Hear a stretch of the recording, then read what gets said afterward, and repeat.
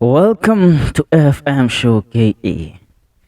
The other day, a few months ago, news came out revealing that the Madeira Member of Parliament, Honorable Wamumbi, Eric Wamumbi, had married his longtime girlfriend and lover, that is none other than the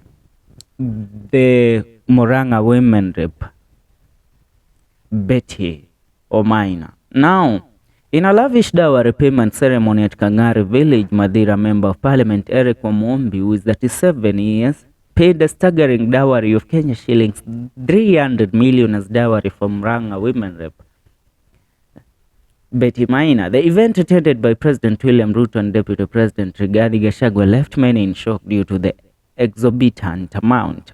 Yeah, nikuulize, what do you have to say? Can you pay dowry worth 300 million Kenyan shillings so that you will marry your lover?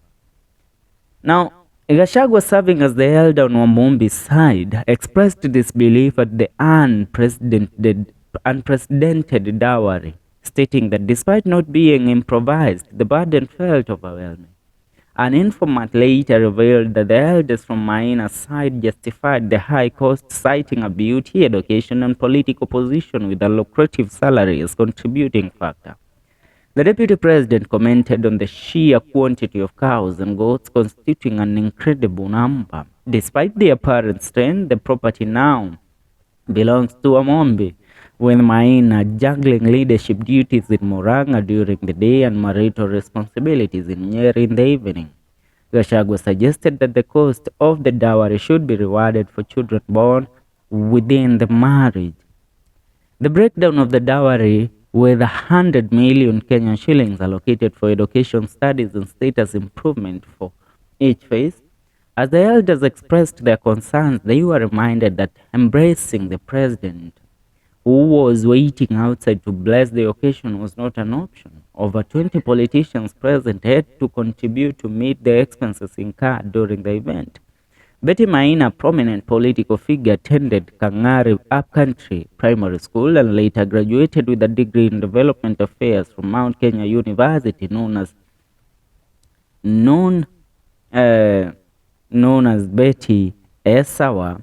She is regarded for her political contributions, including composing a song in support of William Ruto's presidential candidacy in 2022.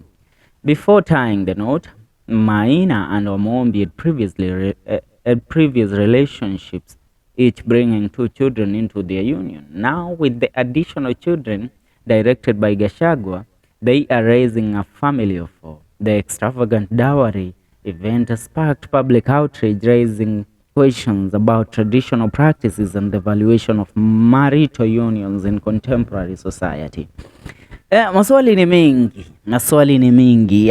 I'm just asking you as a viewer and a follower, can you pay a dowry of 300 million Kenyan shillings so that you will spend the rest of your life with your lover, who is not only your lover, is also a mother, yani ana watoto wawili. She's coming into your life with 2 children. Na wewe una watoto ndio. But yeah, can I use, there's a word that I don't want to use, used product. Can you marry her and pay a dowry of 300 million Kenyan shillings?